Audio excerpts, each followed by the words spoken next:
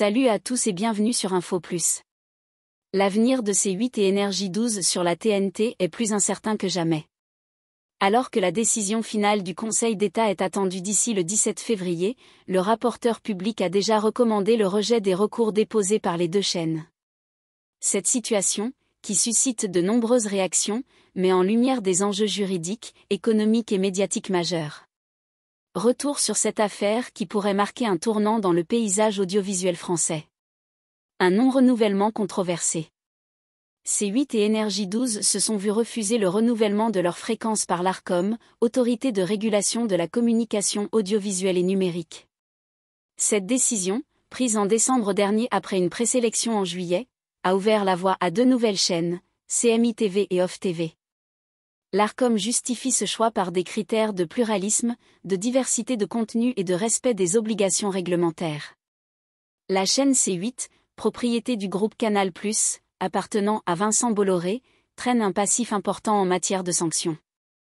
Entre 2017 et 2023, elle a cumulé plus de 7,6 millions d'euros d'amende, notamment en raison des dérapages de son émission phare Touche pas à mon poste, TPMP.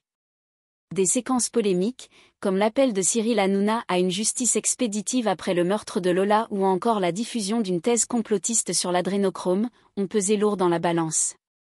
Énergie 12, une chaîne jugée peu innovante.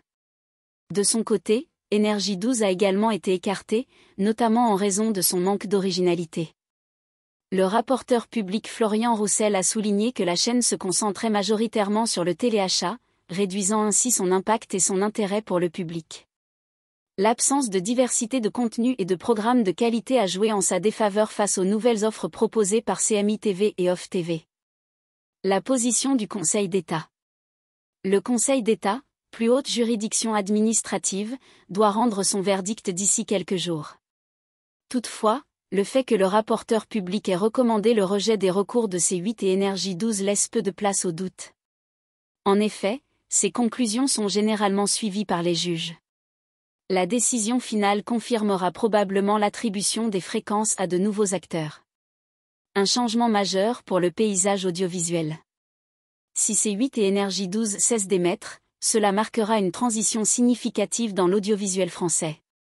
Le groupe Canal+ perdrait une chaîne influente, et Cyril Hanouna, figure incontournable du PAF, devrait revoir sa stratégie médiatique.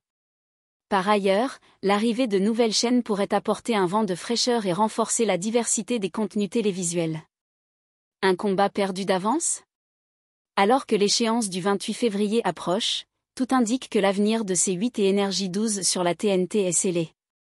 Entre décisions réglementaires, polémiques et enjeux de renouvellement du paysage audiovisuel, cette affaire illustre la volonté des autorités de régulation de mieux encadrer les médias et de promouvoir une offre plus qualitative. Reste à voir comment les acteurs concernés réagiront face à cette issue inéluctable. Merci d'être resté, n'oublie pas de t'abonner, de partager et de cliquer sur le petit pouce bleu pour m'encourager. À très bientôt pour une nouvelle vidéo.